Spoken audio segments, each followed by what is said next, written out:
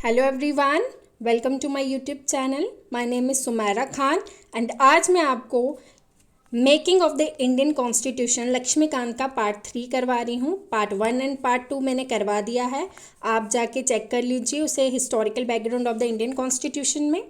तो ये JKPSC and even net exam जिसका पेपर 2 पॉलिटिकल साइंस है उसके लिए इम्पॉर्टेंट है। So let's start making of the Indian constitution.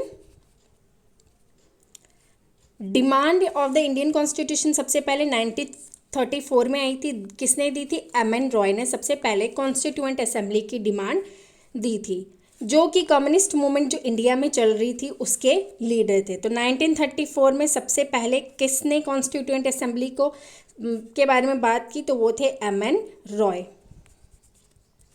1935 में इंडियन नेशनल कांग्रेस ने सबसे पहले ऑफिशियली डिमांड किया कॉन्स्टिट्यूएंट असेंबली का, ताकि भारत का कॉन्स्टिट्यूशन बन सके।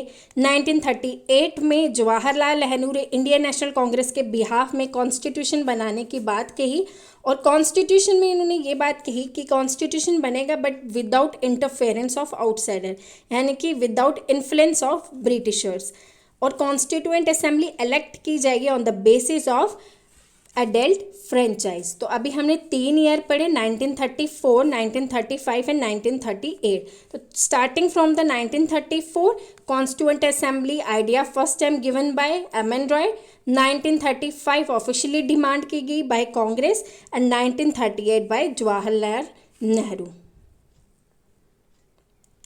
फाइनली एक्सेप्ट कर दिया गया ब्रिटिश गवर्नमेंट के द्वारा कि उसके बाद अगस्त ऑफर आया 1940s में। जब अगस्त ऑफर आया था तो ये आया था ड्यूरिंग सेकेंड वर्ल्ड वार 1940 में, तो इसको रिजेक्ट कर दिया गया था। स्टैफोर्ड क्रिप्स ने लाया था क्रिप्स मिशन 1942 में, इसको भी रिजेक्ट कर दिया था। तो फिर उसके बाद आया था कैबिनेट मिशन प्लान 1946 में। इन दोनों में मुस्लिम लीग की कोई भी बात नहीं मानी थी, क्योंकि मुस्लिम लीग सेपरेट स्टेट चाहती थी, तो इसीलिए ये दोनों जो थी वो रिजेक्ट हो गई थी। कम्युनिस्ट कैबिनेट मिशन प्लान जब 1946 में आया तो कैबिनेट मिशन प्लान ने कुछ चीज़ें मुस्लिम लीग की मान ली।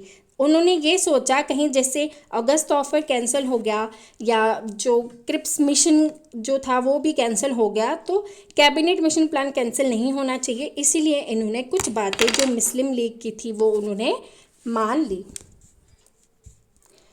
और ये जो अगस्त ऑफर आया था ये ड्यूरिंग सेकेंड वर्ल्ड वार आया था। तो सेकेंड वर्ल्ड वार में ये जो इंग्लैंड थी वो चाहती थी कि इंडियन के कुछ लीडर उनका साथ दे वर्ल्ड वार में, तो इंडिया ये नहीं चाहता था कि उनका कोई भी लीडर इन्वॉल्व हो किसी भी वॉर में, इसीलिए उन्होंने अगस्त ऑफर को क्या कर दिया गया था? मना कर दिया था। अब अगस्त ऑफर के किसने लाया था? लॉर्ड लिंथीगो ने। अगस्त ऑफर के मेंबर्स कौन कौन से थे उसके नाम आपको याद रखना है, ये पैथिक लॉरेंस हैं। फॉर्मलाइज अगस्त ऑफर डोमिनियन स्टेटस की बात की गई थी constituent assembly, but Muslim league ने इसको एक्सेप्ट नहीं किया था, क्योंकि मुस्लिम लीग क्या चाहती थी कि उनको क्या चाहिए? एक सेपरेट स्टेट चाहिए। तो सेपरेट स्टेट जब इनकी मंजूर नहीं की गई तो मुस्लिम लीग ने भी अगस्त ऑफर को एक्सेप्ट नहीं किया।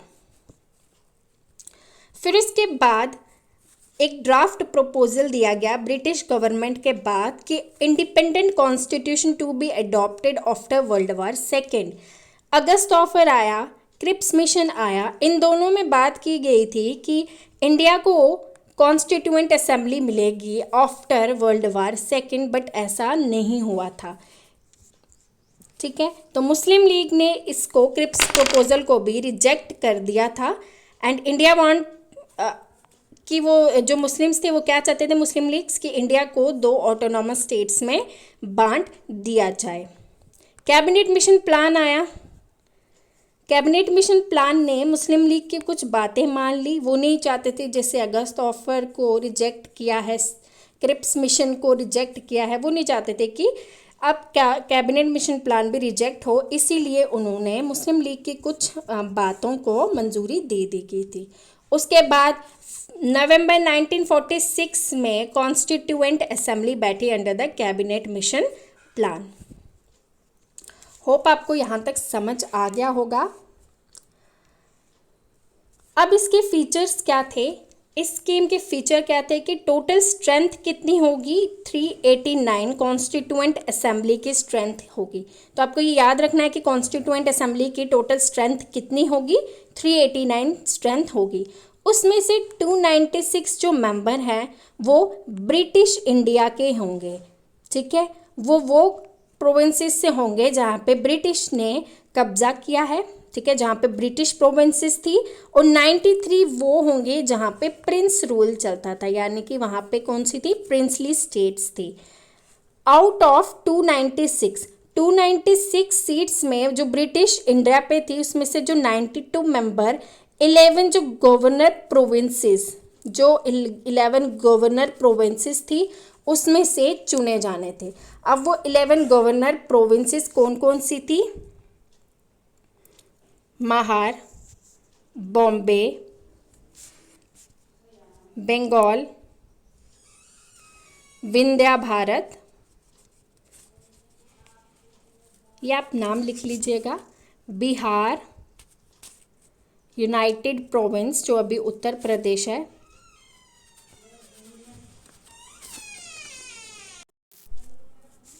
यूनाइटेड प्रोविंस, असम, मध्य भारत,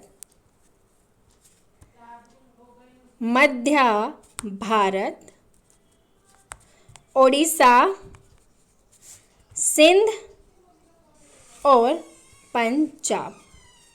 तो ये वो 11 प्रोविंसेस थी जहाँ से ब्रिटिशर्स गवर्नर्स को अपॉइंट किया जाना था। और 4 कहाँ से, 4 चीफ कमीशन, 4 जो थी वो 4 प्रोविंसेस के जो चीफ कमीशन थे, एक एक वहाँ से चुने जाने थे। अब वो 4 प्रोविंसेस कौन कौन सी थी, वो थी अजमेर, दिल्ली,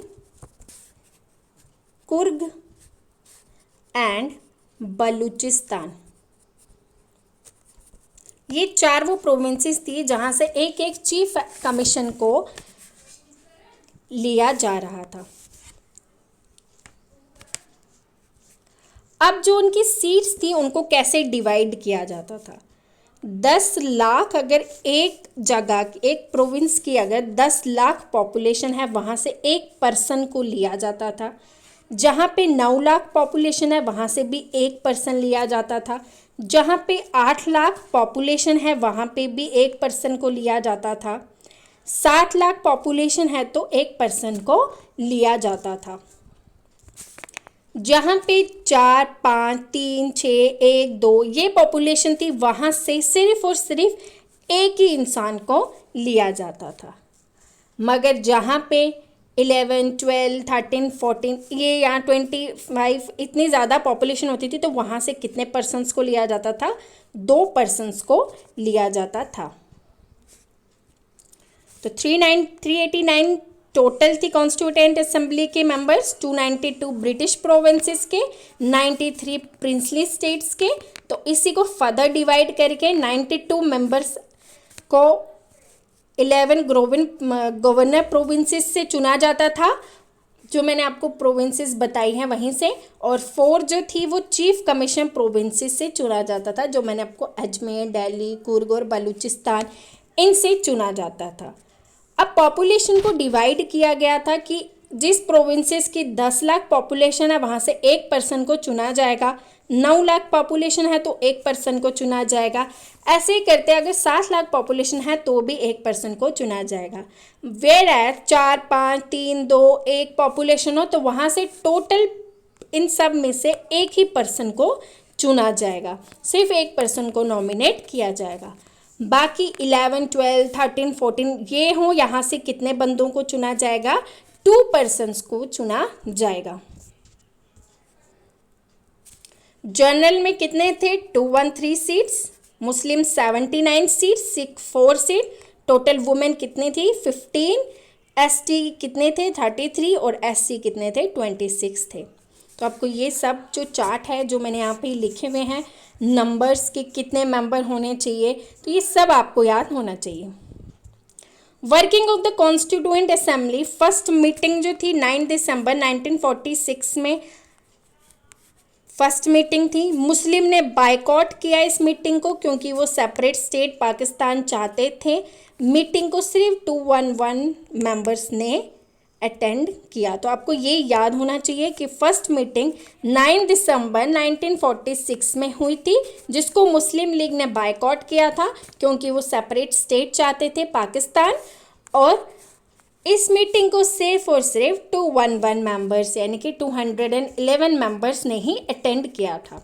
डॉक्टर सच्चिदानंद सिन्हा जो थे वो ओल्डेस्ट मेंबर थे, उनको temporary president of the assembly चुना गया था।